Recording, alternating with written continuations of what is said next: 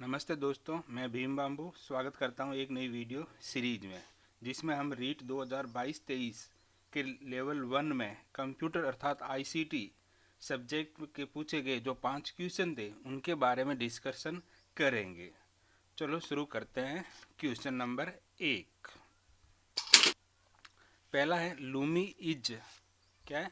Lumi is example of computer, यानी जो Lumi है वो किस प्रकार के कंप्यूटर का उदाहरण है।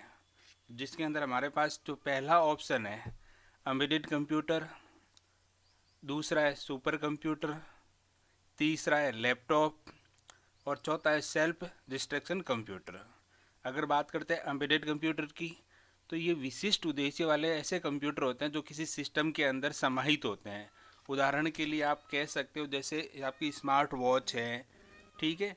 इसके अलावा कार को नियंत्रित करने वाला जो ऑटो पायलट मोड है, तो इन सब जो कार के अंदर पहले से ही मौजूद होते हैं यानी छोटे रूप में होते हैं, उसको एम्बेडेड कंप्यूटर कहते हैं।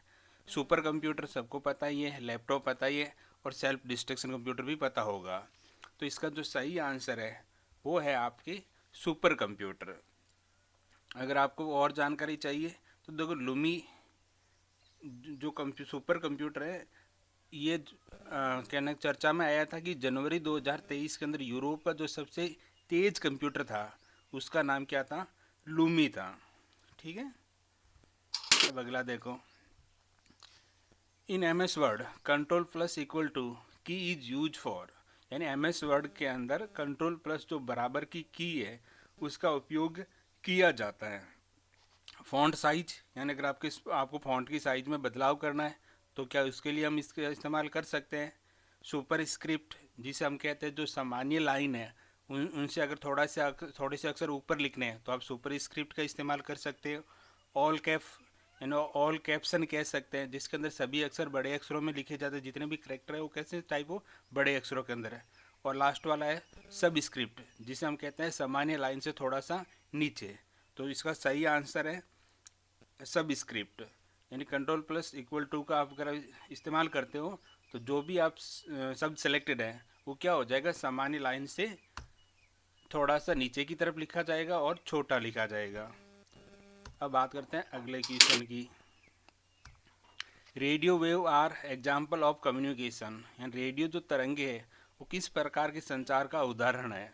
तो पहला जो हमारा बताया गया है वायरलेस, यानी इस प्रकार के संचार में वायर का इस्तेमाल नहीं होता, बिना तार के संचार। दूसरा है गाइडेड जिसे हम निर्देशित ट्रांसमिशन मीडिया कहते हैं। तीसरा है केबल बेस्ड कनेक्शन, यानी इसके अंदर कनेक्शन के लिए हम केबल का इस्तेमाल करते हैं। और चौथा है वायर्ड, यानी जिसके अंदर वायर का इस्तेमाल करते हैं। तो देखो जो नीचे वाले तीनों ऑप्शन है, गाइड निर्देशित मीडिया कह दो या केबल बेस्ड कनेक्शन कह दो या वायर्ड कह दो, ये तीनों एक ही है।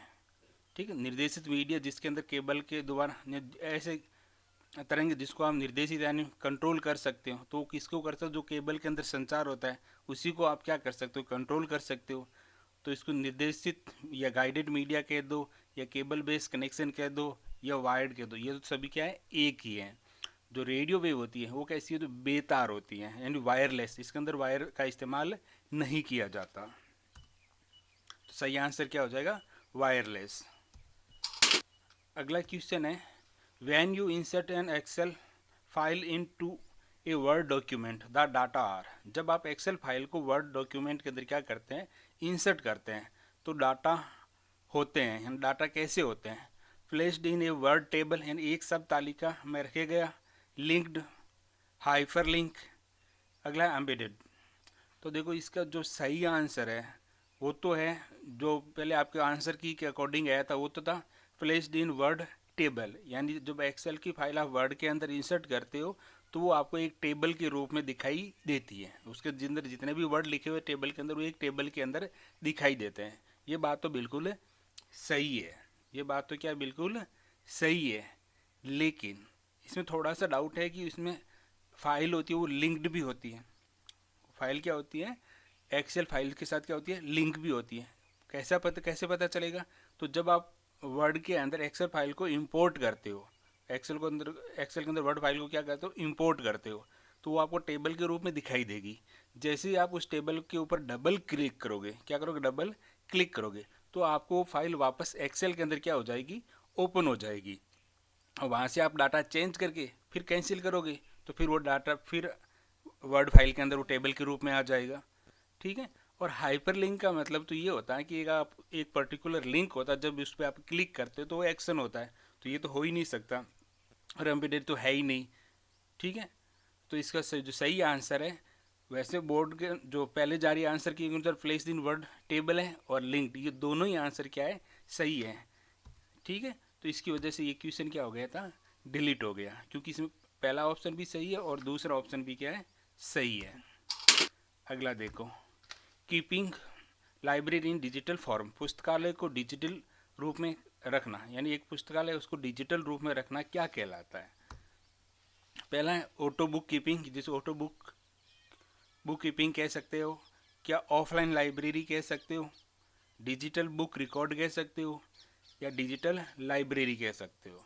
तो देखो इसको वैसे सही आंसर तो है डिजिटल लाइब्रेरी। क्या है, डिजिटल लाइब्रेरी। लेकिन इस जो क्वेश्चन की भाषा है, पुस्तकालय को डिजिटल रूप में रखना, अब यहाँ पर सवाल उठता है कि आपको पुस्तकें हैं उसको डिजिटल रूप में रखना है या पुस्तकालय का जो रिकॉर्ड है उसको डिजिटल रूप में रखना है। तो पहले जो सही आंसर था वो तो था ये डिजिटल लाइब्रेरी, है ना। पुस्तकालय को डिजिटल रूप में क्या कहते हैं, डिजिटल लाइब्रेरी कहते हैं। लेकिन यहाँ क्वेश्चन में क्लियर नहीं हो रहा है कि आपको यहाँ पर पुस्तकें डिजिटल रूप में रखनी है या पुस्तकों का जो रिकॉर्ड है उसको डिजिटल रूप में रखना है। तो इसके दोनों आंसर सही होती है, डिजिटल बुक रिकॉर्ड भी सही है और डिजिटल लाइब्रेरी भी सही है। तो इसकी वजह से ये क्वेश्चन भी क्या हो गया था, डिलीट हो गया था। ये क्वेश्चन भी क्या हो गया था, डिलीट हो गया। ठीक है। तो उम्मीद करता हूँ आपको MCQ बेस वीडियो पसंद आया होगा।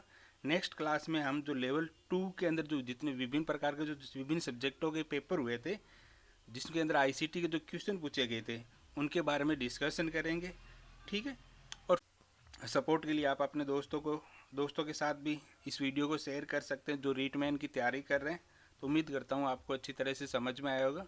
मिलते हैं नेक्स्ट वीडियो के अंदर, जिसके अंदर हम 10 क्वेश्चन हल करेंगे, MCQ बेस्ड क्वेश्चन हल करेंगे।